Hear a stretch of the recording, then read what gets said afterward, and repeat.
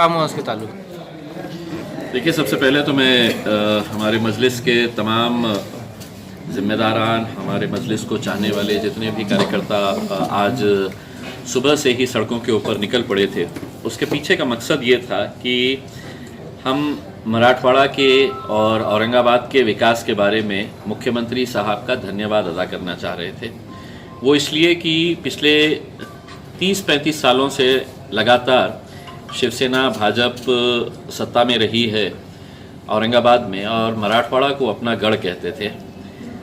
हमें ये एहसास हुआ कि महज साल में एक मर्तबा 17 सितंबर को आना, मराठवाड़ा मुक्ति संग्राम दिन के मौके के ऊपर सजावट करना, झंडा चढ़ाना, एक भाषण देना और चले जाना, इसके अलावा मराठवाड़ा के लिए क्या किए हैं।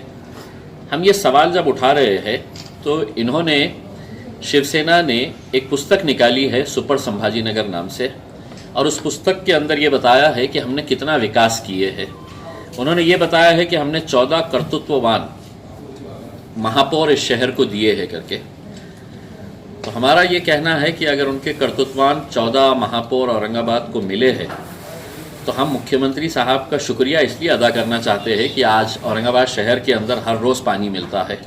कई इलाके तो ऐसे हैं कि जहाँ पर दिन में 2-2 टाइम पानी आ रहा है। कई इलाके ऐसे हैं कि जहाँ पर गंदा पानी दिखता ही नहीं है, इसके अंदर बहुत चकाचक साफ पानी आता है। पूरे शहर की सड़कें चकाचक कर दी गई है। गलियों के अंदर कहीं पर भी आपको खड्डे नज़र नहीं आते हैं, रोड पे कहीं खड्डे नज़र नहीं आते हैं।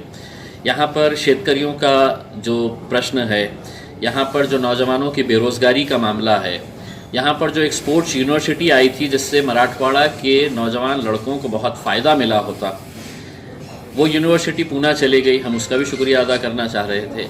तो इन मुद्दों को लेकर जो बातें वो खुद कह रहे हैं कि ये हमने सब किए हैं करके, अगर आप दावा कर रहे हैं तो मेरी जिम्मेदारी है एक खासदार की हैसियत से कि हम मुख्यमंत्री साहब, जो मेरे भी मुख्यमंत्री हैं, उनका शुक्रिया अदा करना।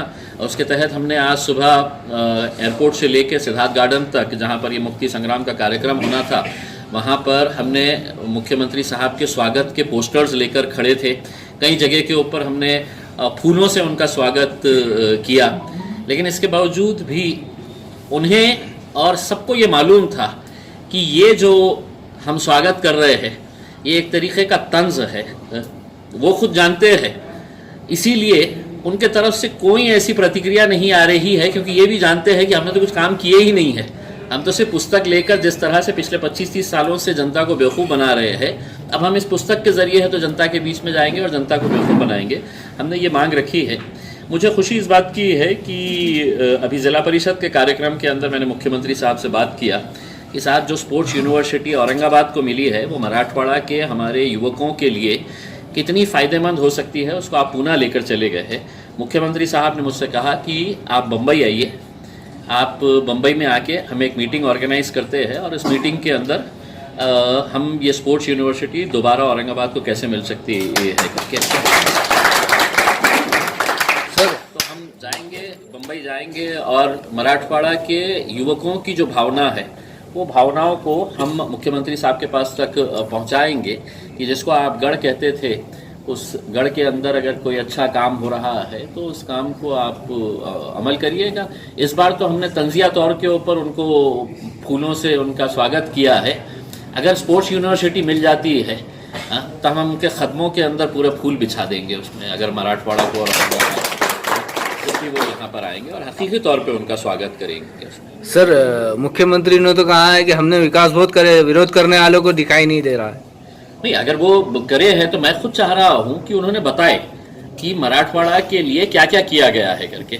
देखिए, मैं आपको आंकड़े समेत बताता हूँ कि मराठवाड़ा से जो पैसा इकट्ठा होता है वो 6000 करोड़ रुपया मराठवाड़ा से सरकार के पास जाता है। 6000 करोड़ रुपया, उसमें से वापस मराठवाड़ा को कितना मिलता है तो 663 करोड़ रुपये। 6000 करोड़ आप यहाँ से लेके जाते हैं और वापस हमको देते हैं 600 करोड़, यानी कि 10% पैसा हमको वापस मिलता है। औरंगाबाद का अगर बैकलॉग अगर हम देखेंगे तो 30,000 करोड़ रुपये से ज़्यादा का है।